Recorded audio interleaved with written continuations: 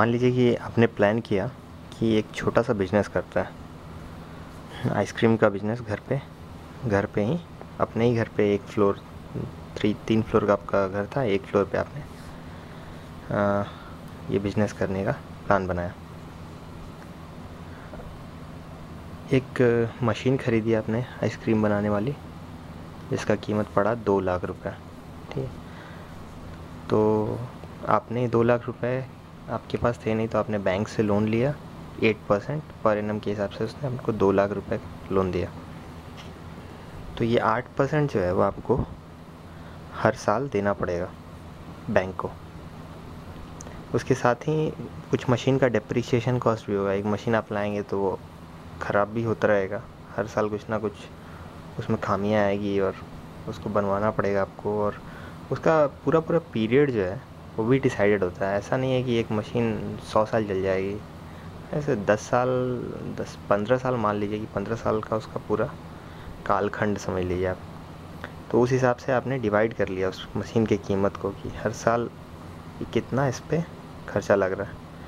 पूरा एनालिसिस आपने किया और पता चला कि हर साल आपको 20,000 रुपये चाहिए ही चाहिए।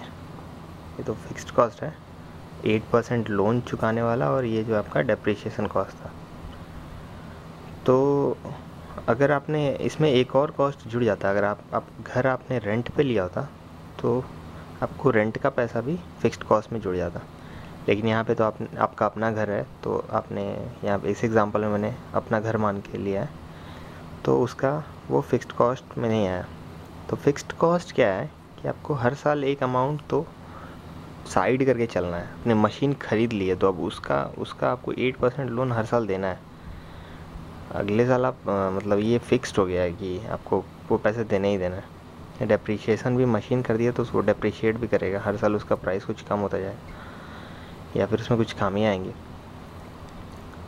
अब आइसक्रीम बनाने के लिए आपको 5-6 चीज़ें लगती हैं, जैसे कि दूध लगता है, चीनी, कप्स लगेंगे, चम्मच लगेगा, एट्सेट्रा 6-7 चीज़ें लगेंगी, और 2-3 चीज़ें मान लीजिए जिससे आइसक्रीम बनता है।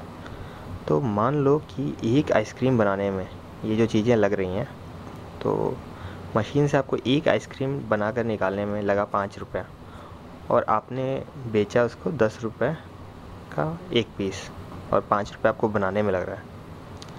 तो ब्रेक इवन जो पॉइंट है उसका फार्मूला होता है fixed cost over divided by selling price of ice cream minus variable cost. तो 20,000 रुपया जो फिक्स्ड कॉस्ट है डिवाइडेड बाई 10 रुपया जो आइसक्रीम का सेलिंग प्राइस है, एक जो आपको बेचने में लग रहा है, माइनस 5 रुपया जो उसको बनाने में लगा। तो आपका ब्रेक इवन आ गया 4,000। 20,000 बटा 10 माइनस 5 मतलब कि 20,000 बटा 5, तो 4,000। तो ईयरली आपको 4,000 आइसक्रीम बेचना होगा ताकि आप लॉस में ना रहे। ये ब्रेक इवन हो गया, मतलब इससे ज़्यादा ही आपको बेचना होगा अगर आपको कोई प्रॉफिट कमाना है तो, नहीं तो सब कर्जा वर्जा चुकाने के बाद आप नुकसान में रहेंगे। वेरिएबल कॉस्ट क्या होता है, अभी मैंने आपको वेरिएबल कॉस्ट बताया। तो ये वॉल्यूम ऑफ प्रोडक्शन के हिसाब से, जैसे कि आप कितना आइसक्रीम बनाना चाहते हैं उसके हिसाब से ये कॉस्ट वेरी करेगा। वॉल्यूम ऑफ प्रोडक्शन होता है मतलब कि नंबर, कितना आइसक्रीम, कितनी संख्या आप बढ़ाना चाहते हैं।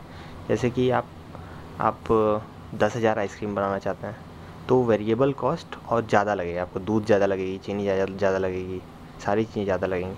वैसे ही अगर आप कम बनाना चाहते हैं तो वेरिएबल कॉस्ट वॉल्यूम पे डिपेंड करता है, नंबर ऑफ़ आइसक्रीम आप कितने निकालना चाहते हैं अपने मशीन से।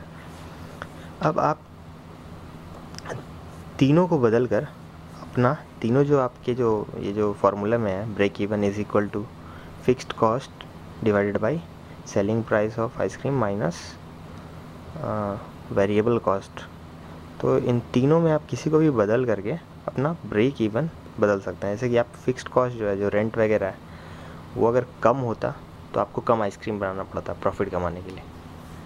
अभी 4,000 आइसक्रीम बनाना पड़ रहा है, अगर आपका फिक्स्ड कॉस्ट कम होता, मान लीजिए कि जो परसेंटेज है लोन पे, जो परसेंटेज है 8% नहीं होता, 4% पे ही आपको लोन मिल गया होता, या फिर आपने कुछ लोन चुका दिया है, तो उससे आपका फिक्स्ड कॉस्ट कम होता जाएगा।